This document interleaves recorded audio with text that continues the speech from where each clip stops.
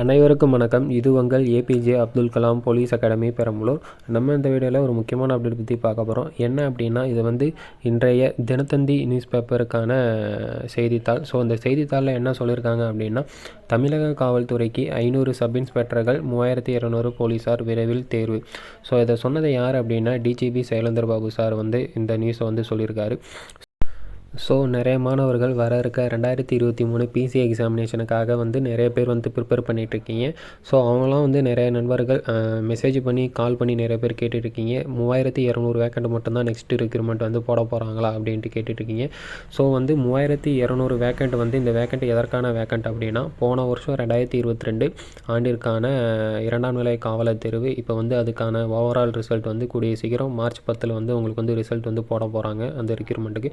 So அந்த ரெக்ரூட்மெண்ட்டை mention பண்ணி தான் டிஜிபி சார் சொல்லியிருக்காரு. இது 2023 ஆண்டிற்கான வர இருக்க வேக்கண்ட் இது கிடையாது. ஸோ இது நிறைய பேர் கேட்கலாம், போன வருஷம் 3552 வேக்கண்ட் தானே, இதில் 3200 வேக்கண்ட் சொல்லியிருக்காங்க அப்படின்ட்டு நிறைய பேர் கேட்கலாம். ஸோ ஃபயரும் ஜெயில் வார்டனும் போலீஸ் டிபார்ட்மெண்ட்டில் வராது. அது வேறு டிபார்ட்மெண்ட், ரெண்டுமே வேறு department. Fire plus jail warden. So அதை போலீஸ் டிபார்ட்மெண்ட்டில் சேர்க்க மாட்டாங்க. ஸோ அதனால் நீங்கள் அந்த வேக்கண்ட்டை நீங்கள் கழிச்சிட்டு பார்த்தா 3200 சில்லற போல் தான் உங்களுக்கு வேக்கண்ட் வரும். ஸோ அதனால் டிஜிபி சார் சொன்னது போன வருஷம் வேக்கண்ட் மட்டுமே தான் 3200 வேக்கண்ட் அப்படின்றது.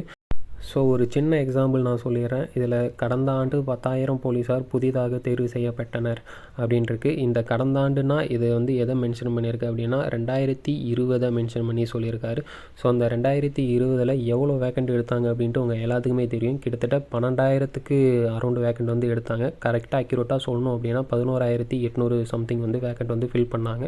ஆனால் இதில் 10,000 வேக்கண்ட் தான் போட்டிருக்கு. என்ன ரீசன் அப்படின்னா, இப்போ நம்ம சொன்னது தான், fire department plus jail warden டிபார்ட்மெண்ட்டுக்கான வேக்கன்சி அவங்க ஆட் பண்ணல. அதுவே கிட்டத்தட்ட ஒரு 2000 வேக்கண்ட் கிட்ட வந்திருக்கும். ஸோ அதை மைனஸ் பண்ணிட்டு தான் இவர் சொல்லியிருக்காரு.